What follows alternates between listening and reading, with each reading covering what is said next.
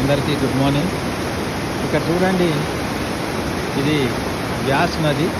అయితే ఇక్కడ మేము కొల్లు నుంచి లోపలికి ఒక 30 కిలోమీటర్స్ లోపలికి వచ్చిన తర్వాత ఇది మణికరణ్ అని ఒక టెంపుల్ ఉంది. ఇక్కడ రామాలయం ఉంది, ప్లస్ గురుద్వార ఉంది. అయితే ఇక్కడ విచిత్రం ఏంటంటే, ఇక్కడ చూడండి నీళ్లు, ఇవేమో నైల్ చల్ల నీళ్ళు, ఇదో ఇక్కడేమో వేడి నీళ్ళు, ఇదో పొగలు కప్పుతున్న నీళ్ళు. ఇక్కడ చాలా ఇది దేవుడి విచిత్రమే ఇదంతా.